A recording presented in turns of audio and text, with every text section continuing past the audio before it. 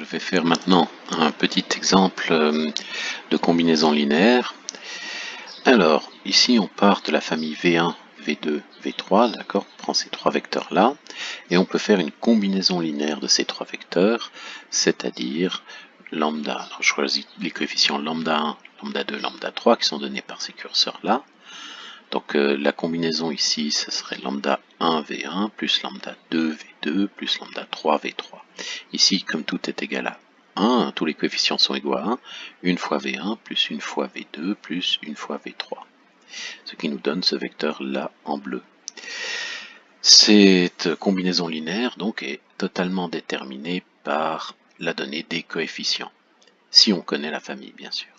Donc une fois que la famille est fixée, les coefficients déterminent totalement la combinaison linéaire. Alors, j'ai dit que cette combinaison linéaire, la donnée des coefficients, en fait, peut être vue comme une fonction. Alors, c'est une fonction qui part des indices et qui va dans les réels. Comme ceci, voici, on voit la fonction qui va des indices dans les réels ici. Et si on change un petit peu les coefficients, ben, on obtiendra une autre fonction. Par exemple, si j'augmente lambda 2, je soustrais moins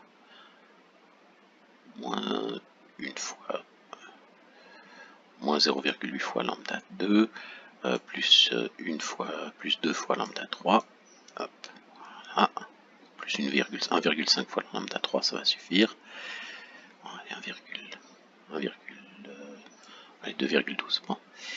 Donc on obtient ici un autre vecteur qui est combinaison linéaire avec les coefficients 2, moins 0,8, 2,12 et qui correspond donc à cette fonction-là. Le premier indice est envoyé sur la valeur 2, le deuxième indice 2 est envoyé sur moins 0,8 et 3, le troisième indice sur 2,12. Donc on peut avoir comme ceci différentes combinaisons linéaires qui correspondent toutes à une fonction qui va des indices dans les réels. On peut animer si on veut. Hop. Allez, voilà. Bon. Arrêtons l'animation. Hop.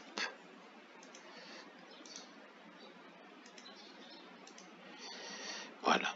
Donc on revient ici donc à notre combinaison linéaire, celle-ci. Et la question se pose, est-ce qu'on peut, il y a deux questions qui se posent. D'abord, est-ce qu'on peut représenter un vecteur quelconque par cette combinaison linéaire?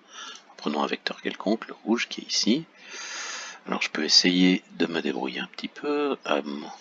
On va essayer de trouver les nombres. Vous voyez, quand je déplace lambda 1, l'extrémité du vecteur se déplace dans le sens de lambda 1. Voilà.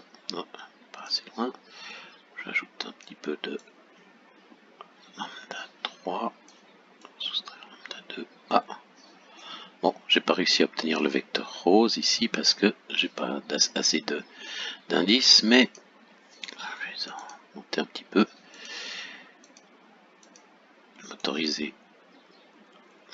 Je vais m'autoriser à aller un peu plus loin. Voilà. Donc, si j'augmente maintenant ces valeurs, hop, voilà, j'y suis presque.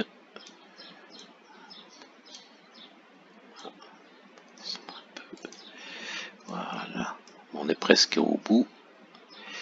Enfin, on arrive à obtenir, voilà, on arrive à obtenir ce vecteur rose ici. On arrive à l'obtenir comme combinaison linéaire. La question maintenant, est-ce que c'est la seule façon de l'obtenir ou est-ce qu'il y a d'autres moyens de l'obtenir? Alors on peut se concentrer d'abord sur le vecteur nul. Est-ce qu'on peut obtenir le vecteur nul? Sans problème, hein, il suffit de tout mettre à 0. Hop, voilà, 0, à peu près, 0, 0. Voilà, j'ai obtenu le vecteur nul.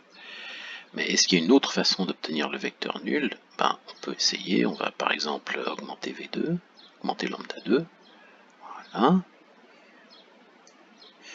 Et puis on s'aperçoit que oui, en fait, on peut y arriver si on soustrait, si je soustrais une fois V1, et si je soustrais V3, voilà, moins 3 fois V3, on obtient le vecteur nul à nouveau, à peu près. Donc, qu'est-ce qui se passe? En fait, il se passe que le vecteur V2, il est une somme de V1 et V3. En fait, je pourrais dire que V1 est aussi somme de V2 et V3, ou V3 est somme de V1 et V2.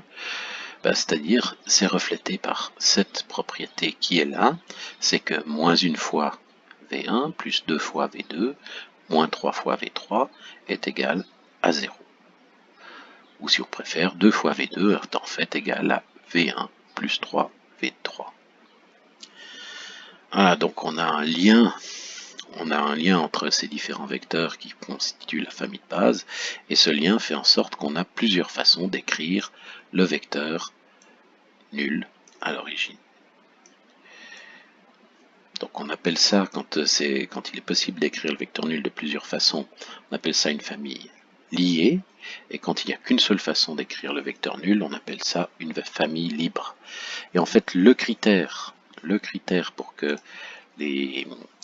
famille soit libre, c'est exactement, que le vecteur nul ne peut se représenter que d'une seule façon, 0 fois tous les coefficients égaux à 0.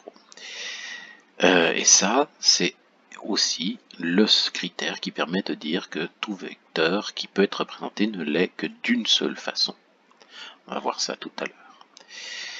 Mais je vais d'abord faire peut-être un exemple en 3D. La prochaine vidéo.